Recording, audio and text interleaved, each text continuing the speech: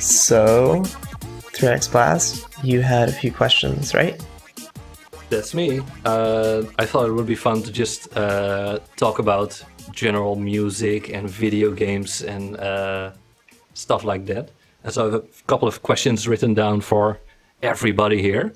Oh no. Yes, you too.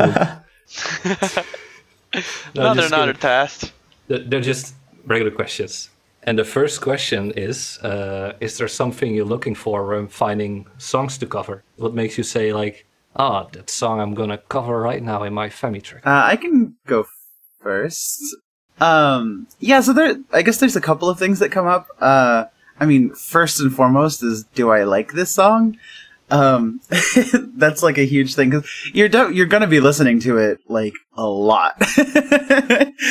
And then the other factor is like, either like, can I, arrange this in such a way that like the instrumentation makes sense for the limitations of Family Tracker, or does this song already kind of exist in a way that would be easy to create or cover in Family Tracker? Like, if a song is really chord heavy, and like has like ambient chord sounds, that might not work super well. Whereas, simple like 2-3 part harmony and a lot of like, arpeggios and like riffs rather than chords, I think really lend themselves well to like 8-bit chiptune.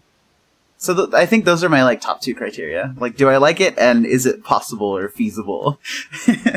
Yeah, I think the liking part is a huge deal, or a huge reason why it's so easy to cover songs. Like if you are creating an original piece, you don't know if you're going to like your own music after 2 days of working on it. So I generally don't. I also have some problem with it sometimes. Like it's hard to judge your own music after just one part or one melody or one chord progression. So you kind of have to figure it out. Like spend a good afternoon on a song to even know if you like your own song.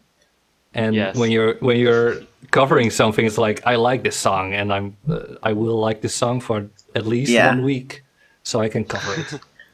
I guess on my end, I don't necessarily think about what can be easy to record on Family Tracker or cover on Family Tracker. I think I more think, this is an interesting song, what can I do with it to make it my own? Or what kind of topics am I exploring that I can do with this song? Or if I just really like this song. I know, like for example, for the very chip thing that we're coming up, I ended up doing the Devilman theme and the Folliculi theme, and those are both pretty modern ideas. And another one I was thinking was like one of the My Hero Academia songs, the one that I liked the most. So those are like recent, but they're also like just things that I get into. And when I say Folliculi, it's not recent, and Devilman isn't recent, but they're coming out with new things and they're kind of relevant today. So those are things that like I can kind of engage with while making the song. Does that make sense? Like new things are coming out, and and again, I just love to like figure out what I can do with the Family Tracker that might necessarily, because whenever I cover a song, I usually try to cover it in a way that's a little bit different from the original, because otherwise it doesn't really feel like mine. Well, yeah, I guess this makes sense. I'm not very much into covering songs because I just got into this world of making music and stuff. But like I played guitar and I do a similar thing with coding. So like the sort of thing that I would look for when like trying to make something kind of like a chiptune cover but of a program is like, again, a program that I like, but exactly on the other end of the spectrum, something that I find that's probably going to be really difficult. What can challenge me? I need to learn something from everything I do. Like, okay, this sounds doable, except really hard. So, okay, let's Google. So for like a song, you would choose a song that isn't really like your favorite, but you still feel like there's something there that could be changed or adapted in a way that would make it sound cool. Yeah, so like it has to already sound nice, like it has to be I have to like it already.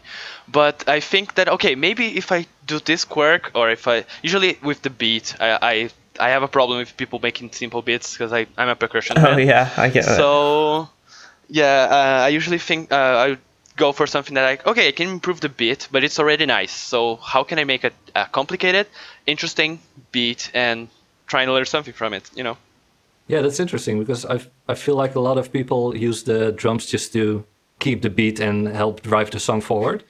But you could also see the drums as another instrument, just like bass or guitar. Yeah, that's really difficult to do, especially like because drums are so loud. It's really easy to like, at least for live music, it's really easy to drown all other instruments. Yes. So you have to be careful. Especially because it's like the only acoustic instrument on stage. If, like you're in a rock band, like everything is electric except for the drum. Yes, but like a really good example is Blink 182's Adam's song. Yeah. Those drums, they do nothing that you'd expect a drum to do. So usually like a drum is like 4 hits in a cymbal, once in the kick and once in the snare, every measure. That guy doesn't touch the cymbal until the chorus. Yeah. Oh man, Travis Barker's such an amazing drummer. Yes. So he's like, in all the songs, he's like, and like he's actually adding more to the harmony by using those, I don't know the name of those drums in English, but what are those not so commonly used. I believe they're toms. Yeah, I think. Yeah. What are they called in Portuguese? It's actually the same. It's tone. Oh, Got it. But that's the Portuguese word for tone. Oh. Which I thought maybe had something to do with it. Maybe not. I don't know. Huh. Oh, okay. That's interesting, especially because toms are kind of like the only sort of tonal part of the drum, it seems. Yeah. Because like the snare, of course, you can like tune it different ways, but like the toms are almost made to have different tones because you have different ones of different pitches. Yeah. Yeah. And like the tones in the drums, it's only the 2 above the kick. The one to the side, I don't know if that's still called a tone in English, but it's a surdo in Portuguese. And the rest of the words are just completely different. It's like the snare is a caixa, which is a box, and the kick, what was the name of the kick? I can't remember, damn it. But it's really different, like it's nothing close. Sort of. Does that mean like southern or like bottom? No. It's completely left my mind. I can't think of the I'm gonna English have to word. Google and get back to you. Okay, sounds good. Because I know there's a lot of overlap between Portuguese and Spanish, and that kind of sounds like south to me. No, the kick is a bumbo, which means absolutely nothing, but sounds kind of like what it does. Yeah. Bumbo. That's so cute. It's really fun, like learning music theory in your native language, especially since like everything on the internet is English. So you learn like terms in like Spanish and Dutch and German, and you're like, okay, I understand music theory now. And then somebody explains something to you in English, and you're like, what are you talking about? I don't get does Those kinda words, what do they mean? Like when I'm exploring music theory, it does kind of feel like music and then people are giving names to things. Yeah. It's almost like every realm of study a little bit. Yeah. I think like music, like describing stuff in music is very like, you have to use feelings and stuff like that. So like this sounds muddy and this is really bright and crispy. Bright. Like in art, you can just say this is too blue, and everybody knows like, oh yeah, blue. I know what blue means. But if you say like muddy, like what does muddy even mean? Yeah, me too. I was always like, oh, that's definitely like the easiest way to describe music. But like when talking to other people, they don't know what you're talking about when you say muddy. But like for art in generally, you still say like it has like sharp edges or like it still has a lot of the feelings, but it's easier to translate to the like what brings these feelings together, which is like usually color palettes or something like that, or how you use them. It's much easier than music, I guess.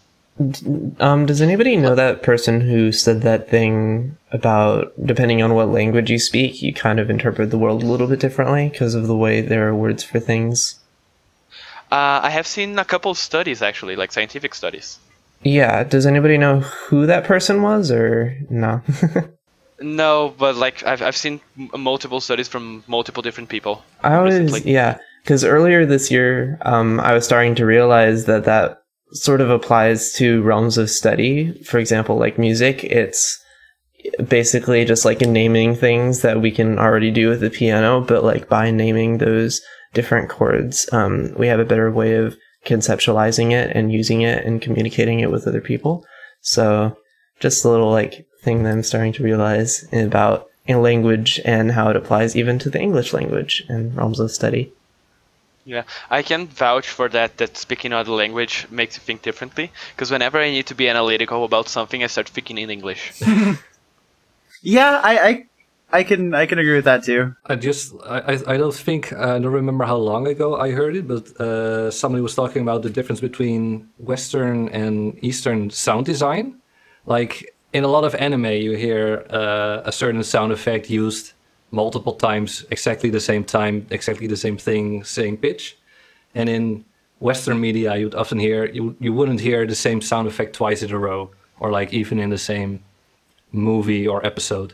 And somebody was like, that has to do with the writing system, because like Japanese people use all these symbols, so they're more like this sound just means something. It doesn't have to be super specific. Yeah, it just means something, and they use it for the same thing over and over again. Whereas here it's like you have different fonts, really different fonts, and you know people can write different ways. So that translates to sound design too. Since I know a little bit about like Chinese, I can understand a little better what they mean, I guess. And it's like to make a new word in Chinese, you don't make a new character. You take words that exist and you mix them together in different ways as to like apply meaning, you know? Like a computer is an electronic brain, and that's exactly the words used to describe it. That's awesome. Like to write it. Yeah, that's fun. Yeah, and so like maybe reusing sounds that are known, it's a better way to convey meaning, I guess. It's really interesting.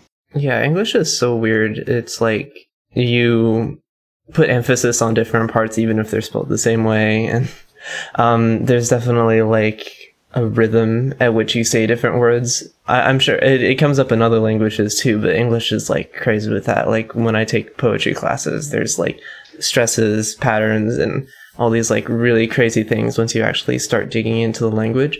I saw a funny meme. It was funny to me. I doubt anybody else cared, but it was literally just it was people saying different foods, but notes under it. That was awesome. Yeah, Everybody knows it. That's actually a really good way to practice like complicated rhythms, because like there's there's certain words and phrases that we kind of naturally say that way. So if you kind of apply it, it's like, oh yeah, I've seen that there before. Yeah, we did the same thing on like when I took guitar lessons when I was really young. It was also just like, oh, you have to do this pattern in just say the word orange juice, but of course Dutch orange juice, so sinaasappelsap. And it was like, oh, just say that over and over again and pick to the beat of sinaasappelsap. Sinaasappelsap? Yeah. That's orange juice. awesome. That's a really cool rhythm. It was like, yeah. So it was exactly the same like with that meme, like I know what you mean. Good meme. I love learning like mundane words in other languages. Oh, it's so fun. I was at a party a couple of weeks ago, and there was like a lot of international students, and one of them was like, "Oh, do you know how to say bird in Chinese? It's meow." Bird? Interesting. Yeah, I was like, "Excuse me, how do you say it?" Like meow. What? It was really important. You did the pitch correct, because they have like 4 different pitches. Yeah. Pitch It's a tonal types language. in Chinese. Yeah, there's actually 5, but they'll tell you only 4. I don't know if this is totally true, but I read it. Apparently in China, wordplay is illegal. Not in the sense that like you're gonna arrested for using wordplay, but when so many words are very similar to one another that you can't say that you said something different. That's true. I know, and I've got in trouble because of it. Like people, not trouble, but people kept staring at me like, "What the hell? Do you really believe that?" I think, if I remember correctly, something like the word for mother-in-law and kiss is almost the same. I know that the words for please and kiss are almost the same. So if you go up to someone and say like, "Please help," and you say it wrong, you just like kiss help. And sounds like a desperate for a kiss. Yeah, that was it. Because like somebody said, I'm afraid to ask my parents-in-law anything because one wrong word and I'm like in trouble with my wife. Yeah. Or like mother and horse are almost the same. Oh yeah. So anyway, we got here by asking how do you choose which song to cover. That was a long way.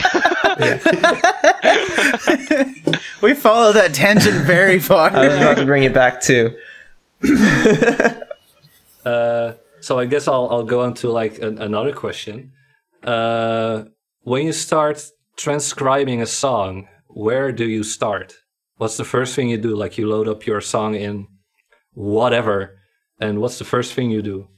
I remember when I was working with Tris did something really helpful, which was create another file where it was all the motifs for the song that we were covering, and that's something I really should do, but I don't. I kind of just like get started on whatever I feel like doing it. So if I like the melody, I might start on the melody. If I like the bass, I might start on the bass. I don't really touch the noise channel until later because I don't ever really use the actual beat of the original song. I usually just come up with my own because people don't usually remember the beat, so I can still like mess around with it and make my own without people being confused about what song. Yeah, that's something I noticed about your tracks. Like the drum is always something unique, not just beat for beat the same as in the original track. So when I start transcribing a song, the first thing I usually do is like I pick a melody that goes like up and down a lot, if that makes sense, and then I write down those notes and go to like a website where I can find out what key it's in, and then I set my FL Studio file to highlight the notes in that key. So when I'm like transcribing the bass or something I can't really hear, I at least have like a guideline of what note it probably is. Oh, that's actually a pretty good idea. Yeah, it's good to have like a guideline.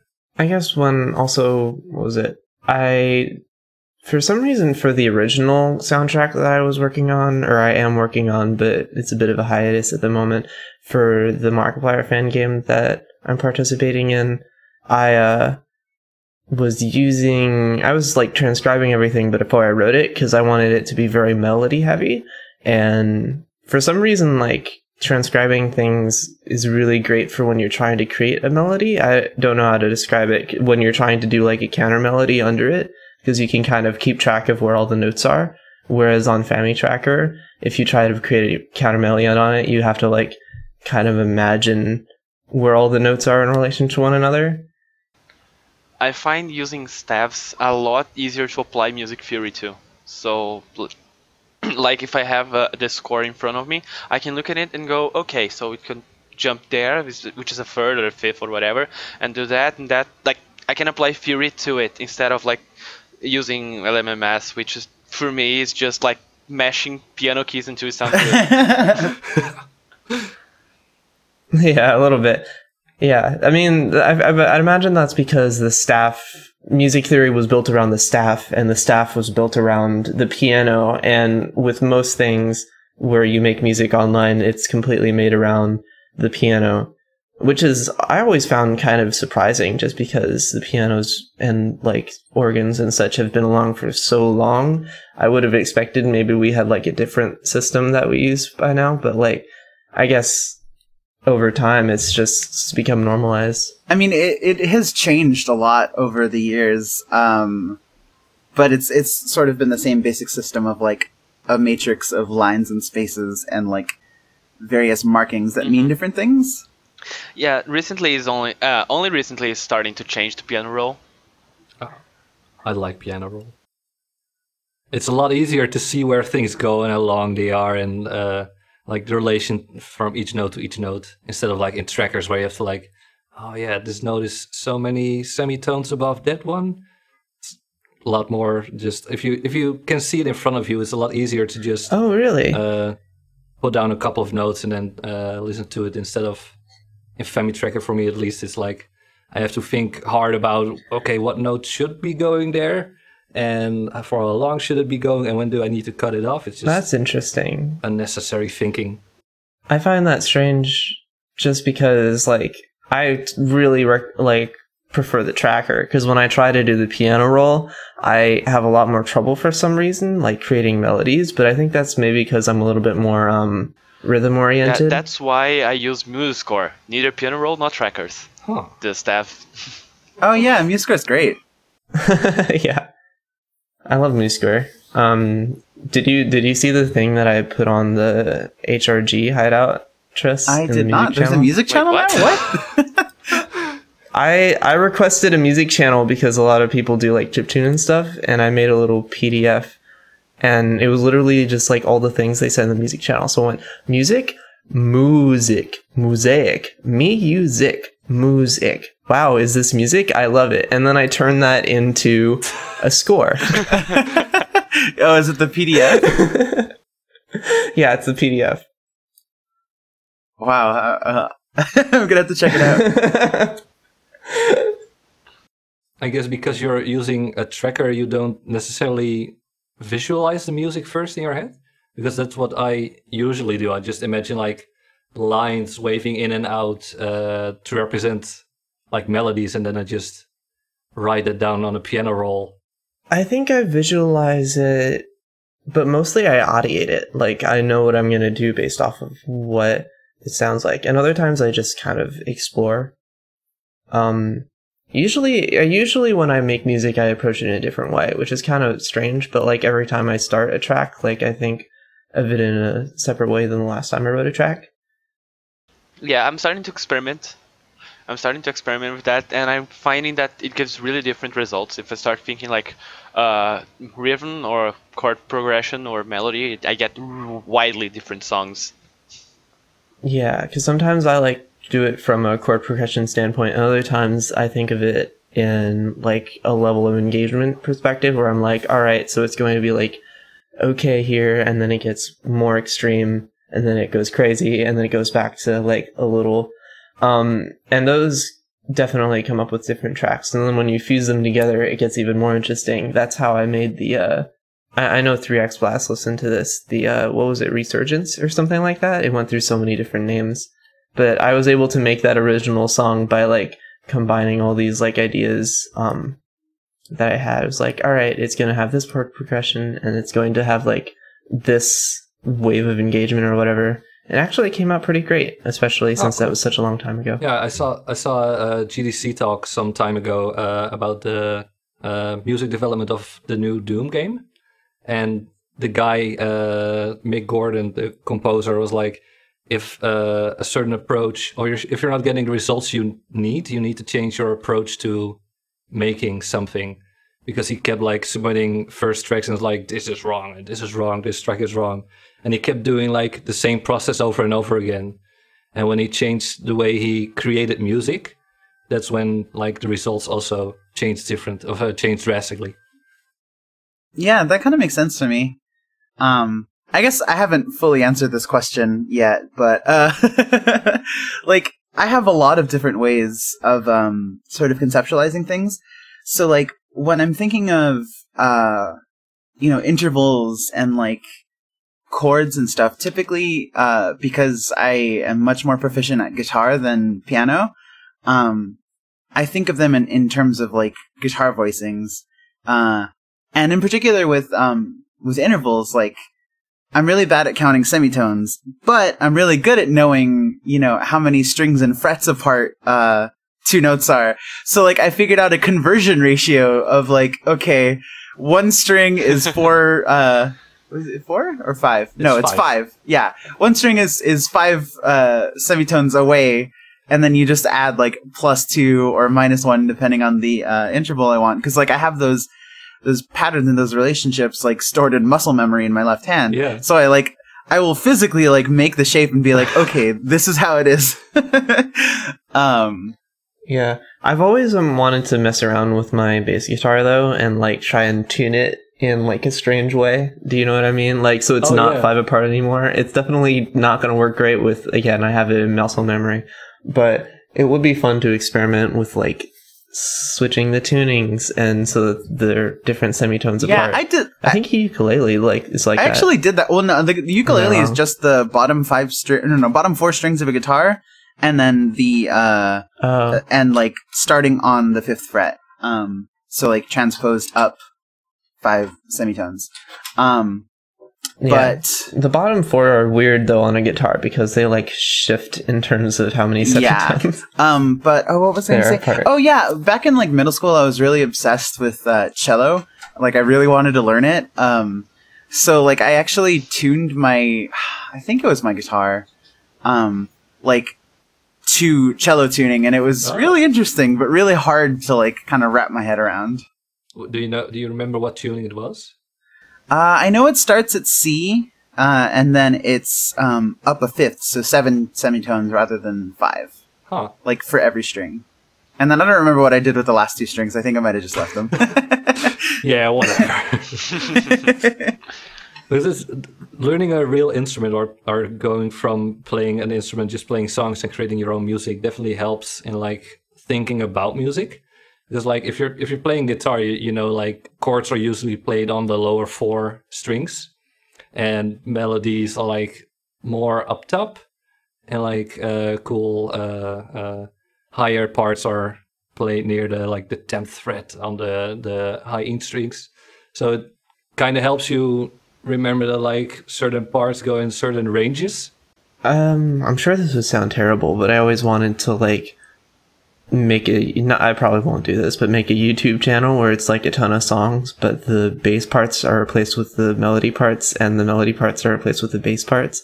Do you know what I mean? Like if so like the melody is actually the bass, and then the bass is actually like the melody, and just like that could be a YouTube channel with just like a ton of songs covered that way. Do you know that there's actually a reason why we usually make the beat and the harmony the low end, which it's easier for humans to focus on rhythm and on harmony in low ends for whatever reason. I guess like you just accept it as like the context, and high ends you pay more attention, because if someone is screaming for help, they're screaming high pitched. Yeah, true. And so like if you keep that in mind, you can actually have like a really cool idea of like inverting it, but still use that property to help you. So like you make nice melodies that actually change the context the guy is viewing, the harmony all the time, and that's what makes your music go forward. It's always weird to, this might be off topic, it's always weird to be with like a guitar teacher who's trying to like instruct you on bass or whatever, because like they try to make you play it like a guitar, and it's a little weird. Oh yeah, yeah. That's a bad idea. It's like Because you know how, like, with the bass, the frets are really far apart, so you can't exactly do the same thing on the guitar with, like, your fingers. But whenever a guitarist, like, is instructing a bass player, which I've seen a ton on, like, both me and other people, they're like, all right, make sure you have a finger for each fret. And it's like, no, you can't do that. It just doesn't work. It's a little more challenging. It also makes it fun to, like, switch between guitar and bass, just playing in general, because it's the same instrument, but it's such a different feeling playing it. Not to mention guitarists trying to teach bassists how to solo on bass. That's a whole other... Just tap it. Just tap it. Yeah. Just tap it, you know? What, you can't pull down? You can't bend the string. It's so hard. Like, you really have to hang on those strings. Clearly, you're just not good at bass if you can't do all these pitch bends. I was just trying to, like, learn a song from Primus the other day. Oh, boy. Yeah. Jerry Was a Race Car Driver. And it's like, I love that song. Yeah, but it's like, you have to hammer those strings so hard because it's like tapping with two hands. Yeah. And it's, I also think, like, his bass has 6 strings or something. Yeah, I think it does. Wow. Yeah. Yeah. It's such a cool song, but it's hard on the hands. I really like Primus. Yeah, it's awesome. I forgot his name. Les Claypool. He's a weird guy, but I love him. Oh, so fun. I like how he does his like little dance where he like kicks out his legs while he's playing. He certainly is a character. Oh yeah, definitely. Let's see. I have some other questions. I think we've been going on for quite a bit. Okay. Do we want to take a short break just so that we have our recordings? Yeah, this is definitely the longest one. All right. Let's pause it.